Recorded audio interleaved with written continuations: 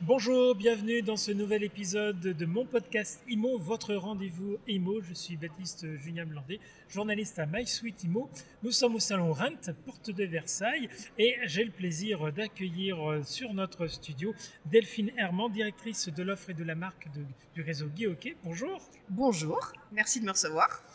Alors, dans ce salon, c'est le salon de l'innovation, on a beaucoup parlé d'intelligence artificielle avec de multiples usages. Au niveau de GuiHockey, est-ce qu'il y a des usages particuliers que vous avez avec cette intelligence artificielle?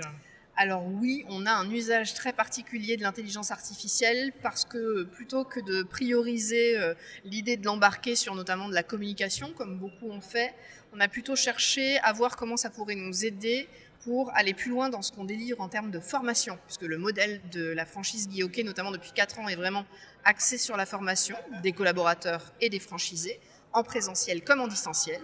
Et ce qu'on a fait et ce qu'on a vu comme opportunité dans l'intelligence artificielle, c'est la possibilité de créer des avatars de nos formateurs, donc de gens comme vous et moi, qui pendant 10-15 minutes tournent devant une caméra.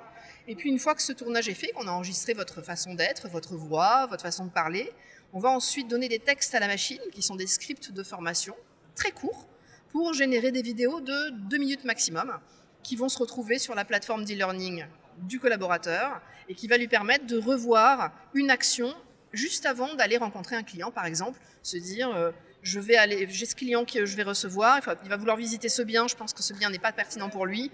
Comment on dit déjà non à une visite? Je pense notamment aux collaborateurs débutants. Eh bien, juste avant ça, il a un petit coach dans sa poche, sur son téléphone, qui va en 2 minutes, via l'avatar, lui permettre de revoir comment on dit non et pourquoi on dit non. D'accord. Et c'est un avatar qui réagit en temps réel aux besoins du franchisé ou c'est préenregistré, c'est en fonction du besoin Alors aujourd'hui, la première pierre, c'était effectivement de préenregistrer tous ces modules.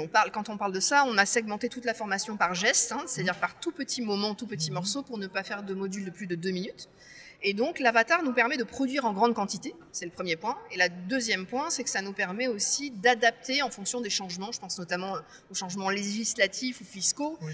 Le jour où un texte change, on change 2 phrases dans notre texte, on renvoie la vidéo et c'est réglé.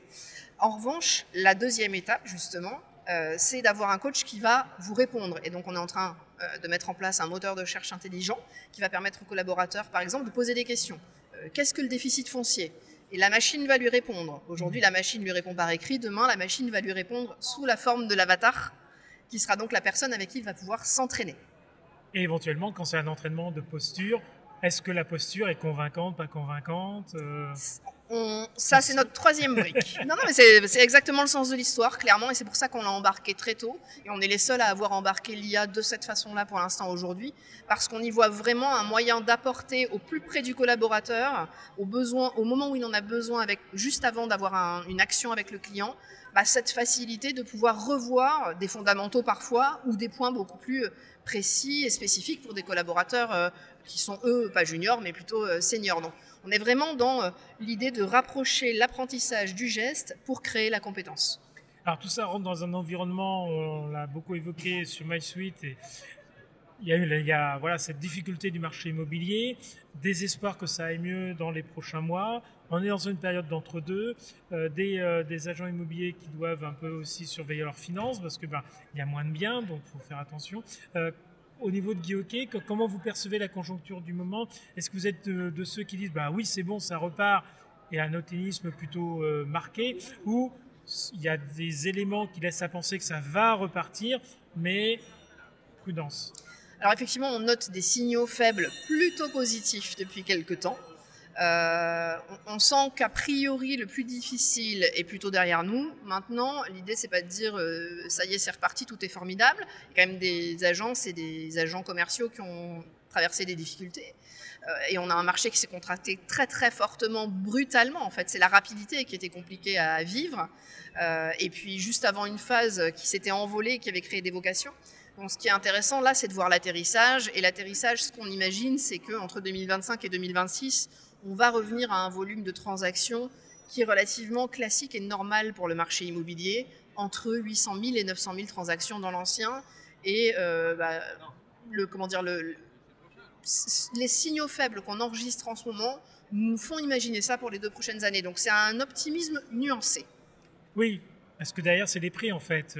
Aujourd'hui, les prix, est-ce qu'ils ont assez baissé pour tenir ce marché? Est-ce qu'ils ne vont pas, si les tensions sont un peu moindres, repartir trop vite à la hausse et du coup refroidir trop vite les acheteurs? En fait, si on veut baisser durablement les prix, on l'a beaucoup dit, notamment ces 2 dernières années chez Guy Hockey, à un moment, il va falloir avoir plus d'offres. Ce qui fait que les prix, on peut baisser ou vont potentiellement arrêter de baisser, c'est qu'on a beaucoup trop de demandes par rapport à l'offre qui est aujourd'hui existante. Donc tant qu'on ne construira pas plus, tant qu'on n'aura pas une vraie politique du logement et du vivre ensemble avec des mesures à très très court terme pour soutenir la demande et des mesures à plutôt moyen long terme pour le coup produire de l'offre en fonction des besoins qu'on a socio-démographiques aujourd'hui, les prix ne baisseront jamais significativement. On est vraiment dans cette logique d'offre et de demande qui en fait est le basique d'un marché quel qu'il soit. Hein. Ça n'est pas vrai que dans l'immobilier, ce que je dis là. Mais si on veut une baisse de prix durable, il va falloir remettre des logements sur le marché. C'est vrai évidemment en transaction, c'est vrai aussi en location, parce que la conséquence première de la très forte contraction du marché de la transaction, c'est qu'on n'a plus non plus de biens à louer, puisqu'on a des primo-accédants qui ont été empêchés d'acheter, donc qui sont restés locataires, donc des logements qui ne sont pas revenus dans le parc locatif. On a des investisseurs qui peuvent être des particuliers, hein, comme vous et moi, qui n'ont pas pu acheter non plus pour mettre en location.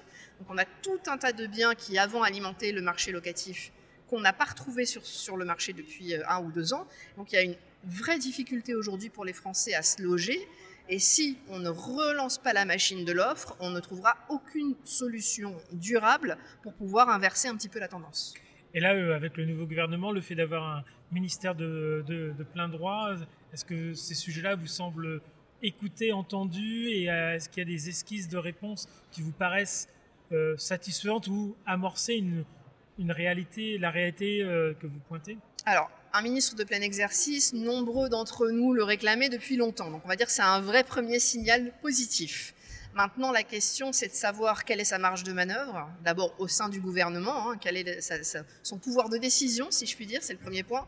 Et ensuite, quel sera son pouvoir, j'ai envie de dire, fiscal ou financier, puisque ça va se jouer aussi sur ces plans-là. Et on sait l'état dans lequel est aujourd'hui le budget du pays.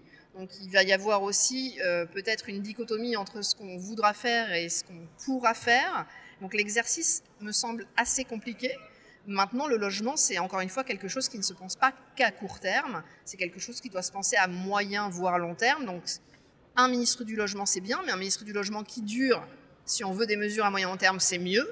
Et potentiellement même, on a eu et on a toujours officiellement un commissaire au plan. Le plan, c'est quelque chose qui, normalement, doit justement penser la France de dans 10 ans, dans 20 ans, dans 30 ans.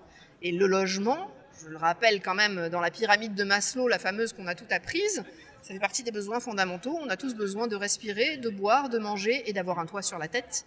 Donc c'est, à mon sens, ça devrait même devenir une cause nationale, en réalité. Merci beaucoup Delphine Herman d'être venue à notre Merci à vous pour l'invitation. Je rappelle, vous êtes directrice de l'offre et de la marque du réseau Guy Hockey. À bientôt pour un prochain épisode de mon podcast IMO. Et vous pouvez bien sûr retrouver tous les précédents épisodes, même les regarder sur le site MySuite IMO ou sur les plateformes de streaming. Et puis surtout, vous commentez, vous partagez, vous likez.